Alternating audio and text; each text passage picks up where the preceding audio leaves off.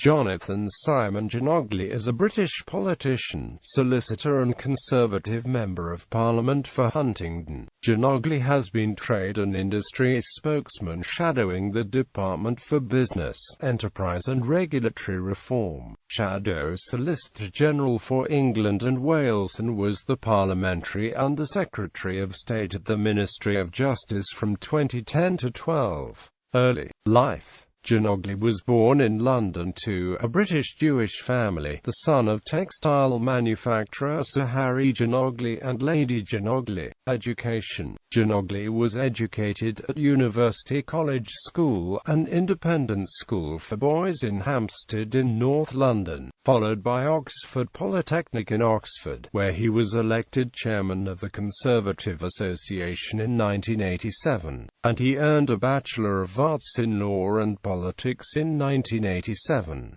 He took his law finals at the College of Law, Guildford, in 1988. Professional career. He joined S.J. Berwin, London, in 1988 as a trainee solicitor, was admitted as a solicitor in 1990, and served as corporate finance partner between 1998 and 2009.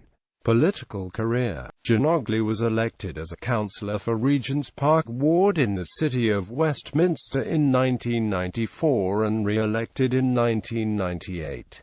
He unsuccessfully contested the safe Labour parliamentary seat of Oxford East at the 1997 general election, where he was defeated by the sitting Labour MP Andrew Smith by 16,665 votes. Before the 2001 general election, he was selected as Conservative candidate for the very safe seat of Huntingdon. Following the retirement of sitting MP and former Prime Minister of the United Kingdom Sir John Major, Djanogly resigned his council seat early in 2001, shortly before the general election campaign. At the 2001 election, Djanogly held the Huntingdon seat comfortably with a majority of 12,792 and has remained an MP since. He made his maiden speech on the 2nd of July 2001. Djanogly held the Huntingdon seat again in 2005 and 2010 with majorities of 12,847 and 10,819, respectively. He served on the Trade and Industry Select Committee from 2001, was promoted to the front bench by Michael Howard as an opposition spokesman on Home Affairs in 2004, and served as Shadow Solicitor General between May 2004 and May 2010.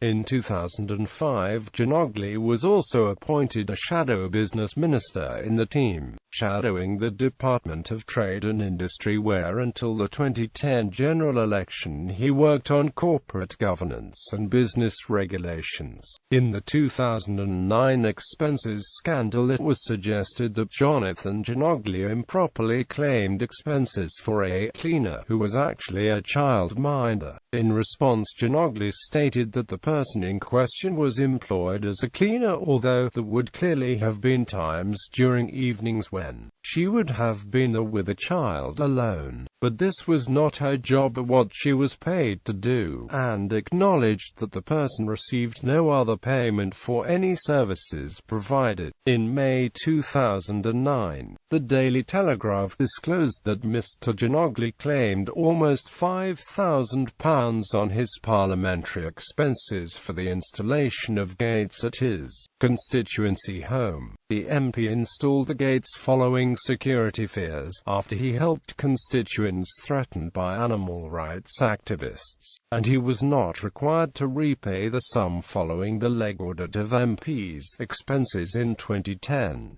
Djanogly voluntarily repaid £25,000, but the repayment was not. He maintained acknowledgement that his arrangements had been improper, but but rather in recognition of his part in Parliament's collective failure to address the expenses system. In September 2010 it was revealed that Djanogly had hired private detectives in 2009 to uncover the source of leaks to media about his parliamentary expenses, following a complaint to the UK Information Commissioner's Office by John Mann MP in connection with Djanogly's hiring of private detectives. On the 27th of July 2011, the Information Commissioner said that he would not be investigating Mr. Djanogly for breaches of the Data Protection Act. Since leaving government in 2012, Djanogly has been elected Secretary of the All-Party Parliamentary Group on Corporate Governance and Joint Chair of the All-Party Parliamentary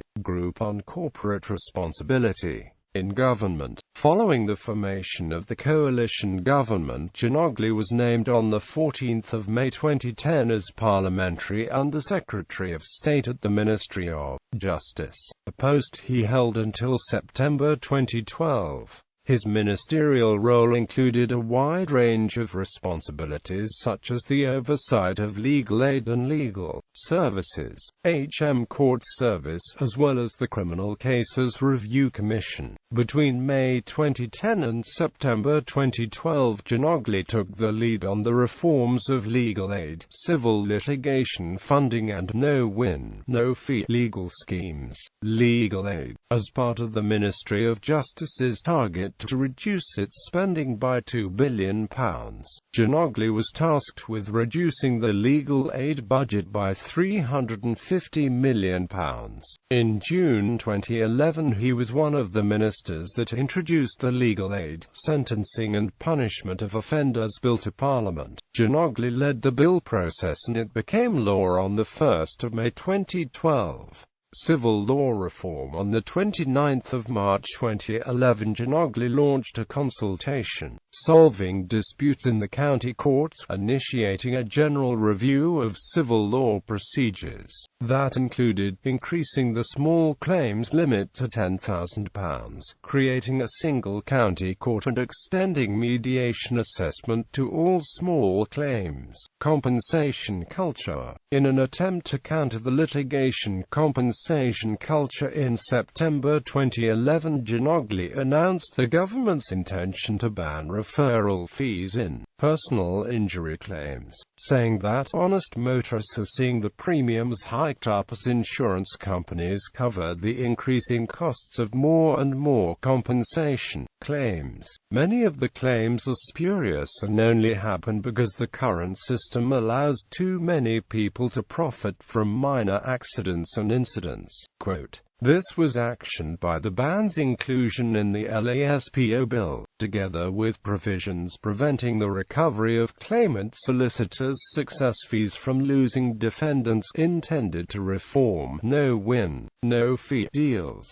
Legal services." As the minister responsible for promoting and regulating legal services, on 6 October 2011, Djanogly announced that his department would be launching alternative business structures, enabling non-lawyers to invest in and own legal businesses for the first time. Djanogly called it a landmark day for the UK legal industry, adding that potential customers will find legal services become more accessible, more efficient and more competitive. The move was welcomed by legal experts such as Eddie Goldsmith, chairman of the Conveyancing Association, who said that the move would transform the way legal services are delivered. It was further announced on 3 January 2012 that the Solicitors Regulation Authority had also begun accepting applications from organizations wishing to take advantage of the new systems and become licensed to work as an alternative business structure. Jonathan Djanogly said, "The addition of the Solicitors Regulation Authority marks another major milestone for UK legal services in the future of alternative business structures."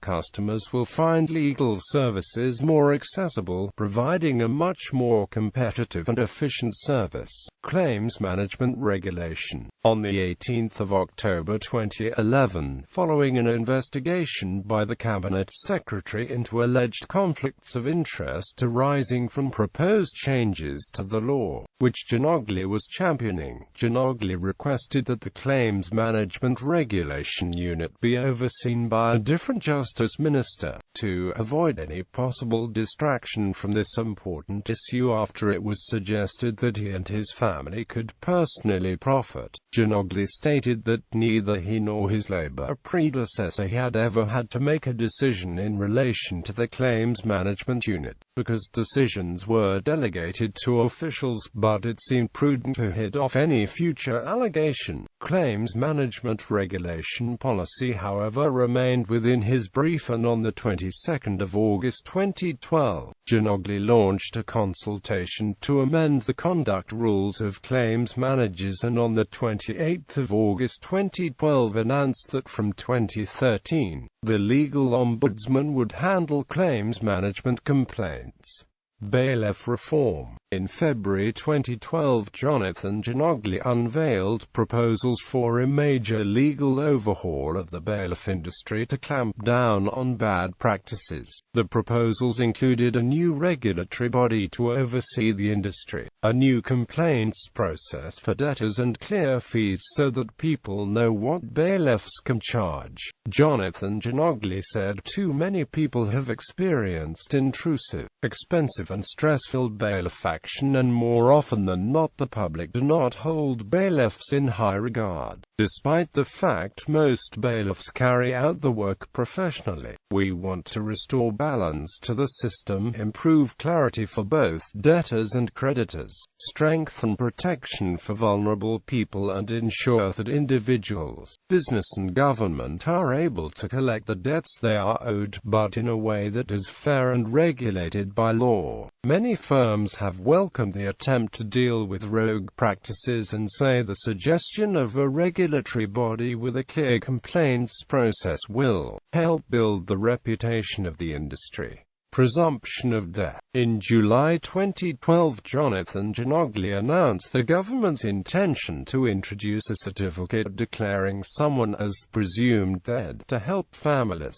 resolve the affairs of a missing person. He explained that the changes we are announcing today will ensure that there is a law in place that provides a simple legal framework by which families of missing people can receive the appropriate guidance and tackle the problems they face in a straightforward way. Martin Houghton Brown, chief executive of the Missing People charity, said, "This announcement shows significant intention to work towards a better future for families of missing people, representing a huge step towards easing the heartache with clear legislative guidance."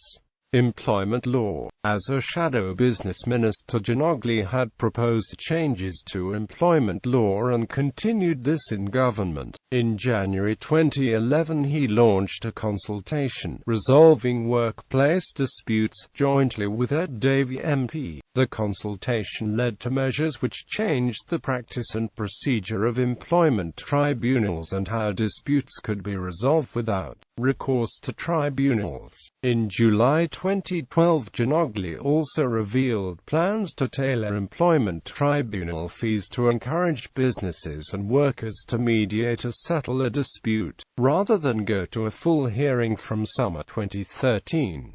Djanogly said, "It's not fair on the taxpayer to foot the entire £84 million bill for people to escalate workplace disputes to a tribunal. We want people, where they can, to pay a fair contribution for the system they are using, which will encourage them to look for alternatives. It is in everyone's interest to avoid drawn-out disputes which emotionally damage workers and financially damage businesses. That's why we are encouraging quicker, simpler and cheaper alternatives like mediation. Bringing a claim or an appeal to the employment tribunal is currently free of charge, with the full costs being met by the taxpayer. By introducing fees, people using employment tribunals will start to contribute a significant proportion of the £84 million cost of running the system. The aim is to reduce the taxpayer subsidy of these tribunals by transferring some of the cost to those who use the service, while protecting access to justice for all. HM Courts and AMP Tribunals service figures published in September 2014 subsequently showed that tribunals received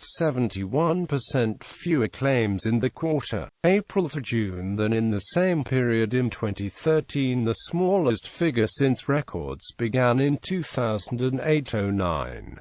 Court reform. As minister with responsibility for the courts service, Djanogly's most testing moment came during the August riots of 2011, when a rapid decision was taken to direct the riot cases to a limited number of magistrates' courts sitting 24 hours a day for 7 days a week. In terms of court reform, Djanogly's two key achievements were, firstly, the merger of HM Courts Service with the Tribunals Service to create HMCTS on 1 April 2011. Secondly, following a consultation, on 14 December 2010, Djanogly announced a major reform of the court estate. This involved the closure of 93 magistrates' courts and 49 county courts, as well as proposals to reinvest £22 million of savings into the modernization of the remaining court estate.